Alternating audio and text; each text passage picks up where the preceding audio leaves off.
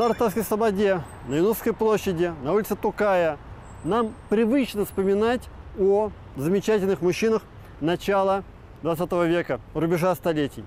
А вот женские судьбы, они порой остаются в тени. Какие они яркие, какие они удивительные. О целой плеяде потрясающих татарских женщин начала 20 века сегодня в секретах истории Татарстана. Как же так получилось, что именно на рубеже столетий так громко зазвучал голос молодых татарских женщин? В чем вот уникальность именно татарских женщин 19 века, вот рубежа 19-20 веков?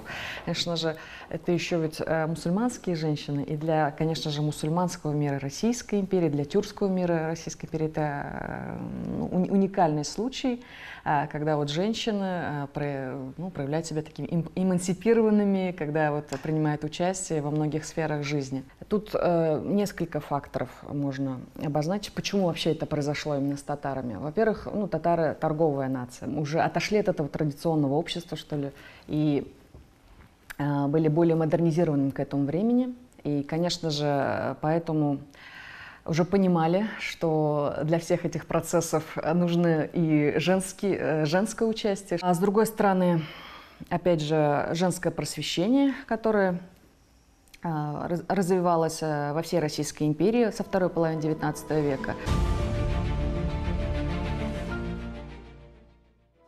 Совершенно особое место занимает история татарского женского образования. И мы с вами сейчас вспомним Фатиху Аитову, которая открыла первую татарскую женскую гимназию в Казани. Еще в конце XIX века, вот в Суконной Слободе, она открыла начальную школу сначала, татарскую. И постепенно эта школа доросла до статуса гимназии. Это, конечно, было много хождений по разным инстанциям.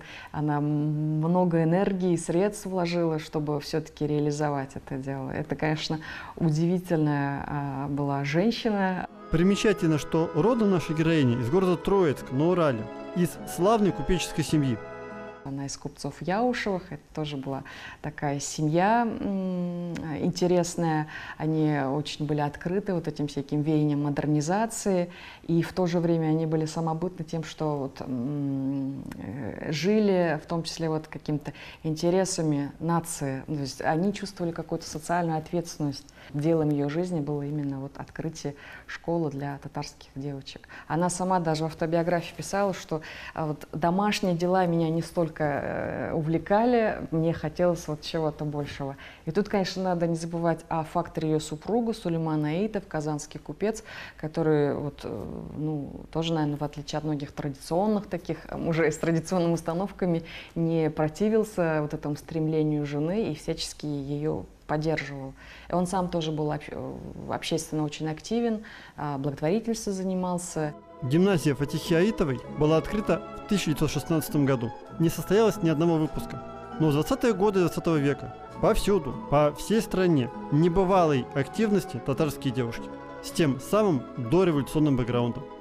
Ускоренная эмансипация. Тут татарские женщины, в силу своей образованности, в силу своей общественной активности, как-то попали в эту волну. Например, первым президентом, условно, Академии наук, Академцентр тогда назывался татарского, была тоже девушка Амина Мухиддинова.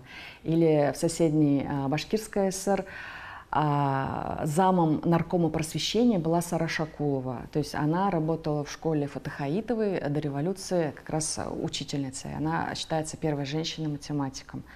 Поразительно, но нам до сих пор еще предстоит осмыслить и осознать всю величину того, что сделали татарские женщины на рубеже 19-20 столетий. Женщины разного происхождения, разных профессий, разного социального положения. Их трудами, их наследием мы не устаем восхищаться до сих пор, и многое предстоит еще открыть в секретах истории Татарстана.